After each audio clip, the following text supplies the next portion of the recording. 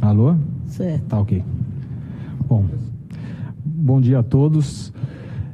Bom dia aos senadores componentes aqui da Comissão de Educação, Cultura e Esporte, os demais componentes da mesa. Queria trazer inicialmente um agradecimento em nome do presidente João Pedro Gonçalves da Costa, o presidente da FUNAI, pelo convite para que a FUNAI estivesse representada aqui nesta audiência pública que debate este evento tão significativo que são os Jogos Mundiais dos Povos Indígenas, né?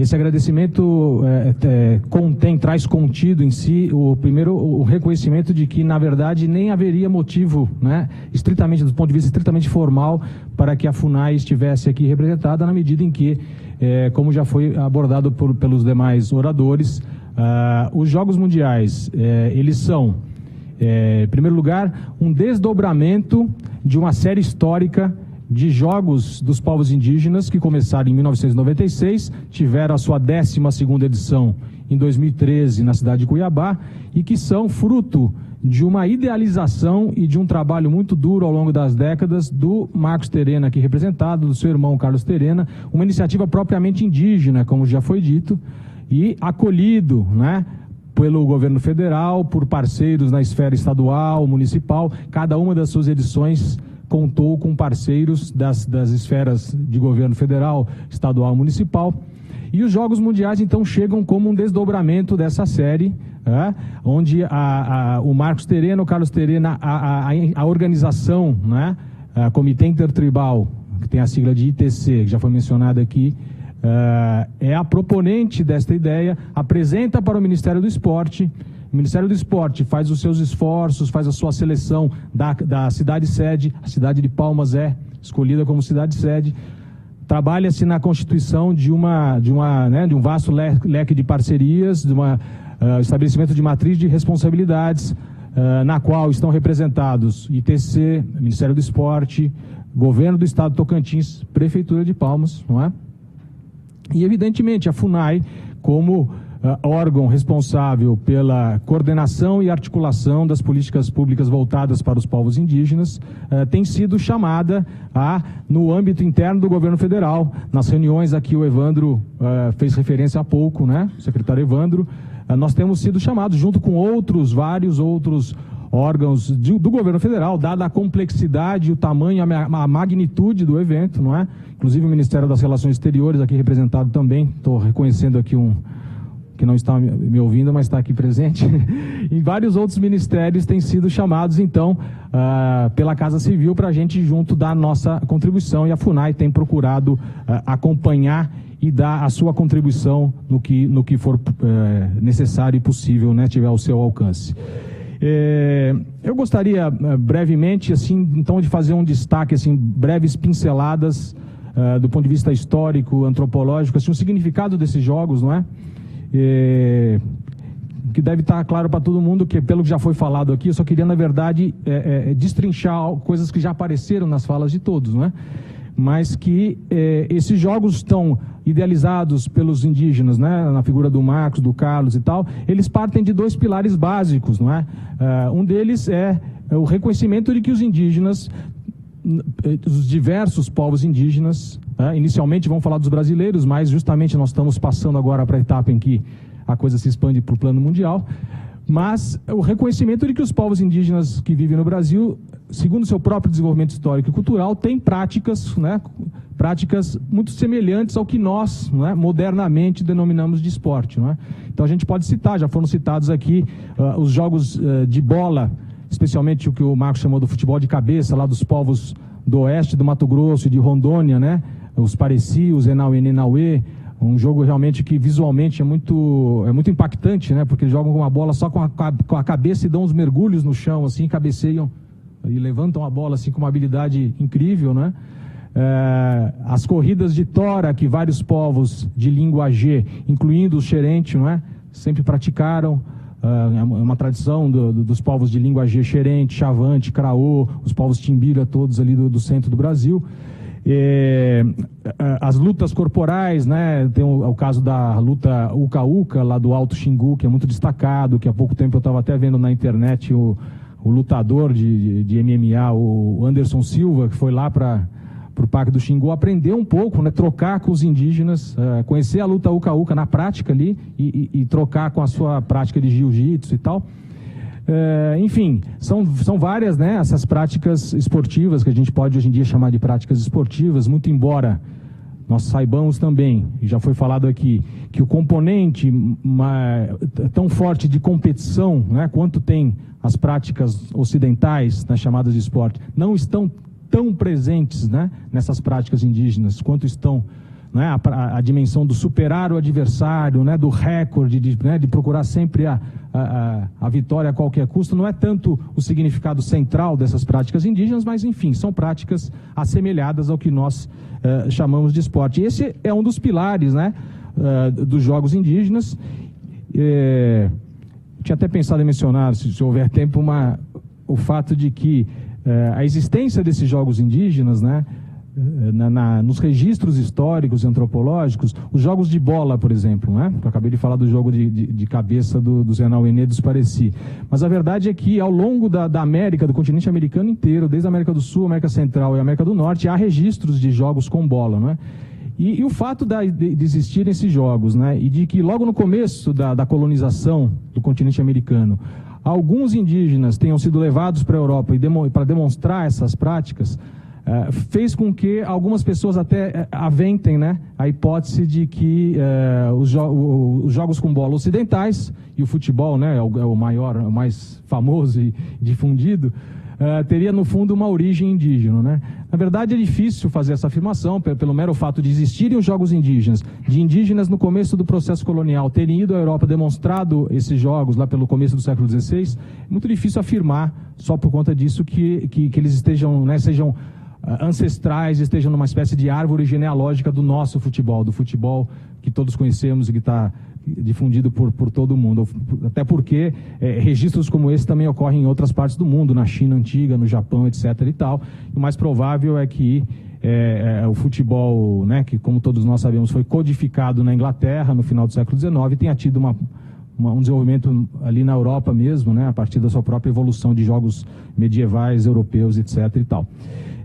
De todo modo, né, o que eu estou querendo destacar aqui é a existência, né, dos jogos indígenas, próprios dos indígenas, e aí o segundo pilar dos jogos, que são o reconhecimento, não é, de que no processo de contato dos povos indígenas brasileiros com a sociedade envolvente, é um fato muito marcante.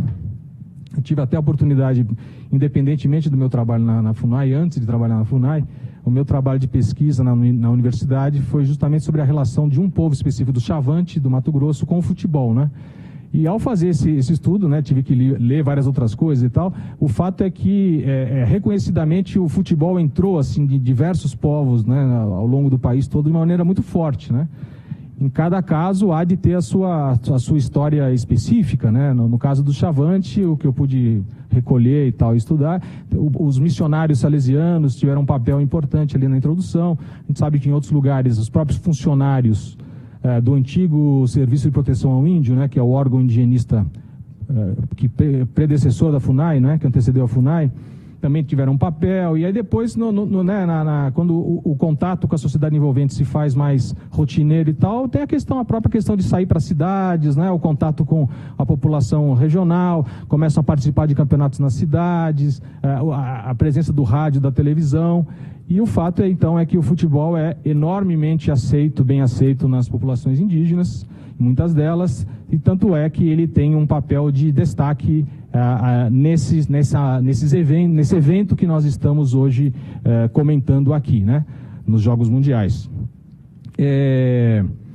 Queria destacar um pouco mais, apesar de já tê-lo feito, né, o papel importante, fundamental, na verdade, dos idealizadores desses jogos, né, o Marcos e o Carlos, né, reconhecer que, embora o Marcos, talvez até por uma questão de modéstia, na sua fala não tenha destacado isso, eu acho que a própria trajetória pessoal do Marcos é muito significativa e importante para a gente entender como é que a gente chega né, nessa série de 12 Jogos Nacionais e agora conseguindo dar esse pulo para esses Jogos Mundiais, não é?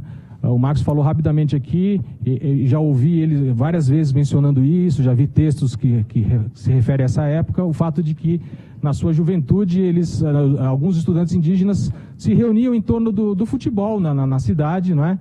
E através do futebol geravam aquele ambiente de estarem juntos para discutir outras questões, não é?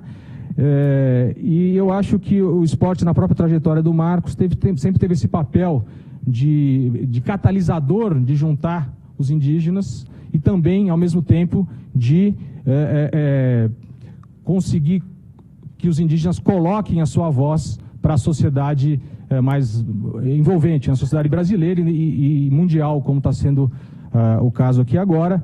Lembrando também que o Marcos tem essa trajetória também com esse trânsito muito grande nas organizações internacionais, né, junto à ONU, nos debates sobre as questões indígenas internacionais na ONU, ou em outras organizações ligadas ao sistema ONU, e através disso o Marcos conseguiu, né, tecer essa rede de conhecimentos e tal, que o permitiu, né, chegar agora a ter esses parceiros que estão vindo de diversas partes do Brasil, e usando novamente o esporte, a linguagem esportiva, os jogos, para fazer uma grande celebração, uma grande reunião, que a gente sabe que tem uma perspectiva, né, que abarca uma perspectiva muito maior do que meramente a realização de jogos e práticas esportivas. Isso está no centro, mas o mero fato de se reunir indígenas de tantas partes diferentes do mundo e também diferentes indígenas do Brasil, isso gera um potencial de debate, né, de troca de ideias muito, muito positivo, não é?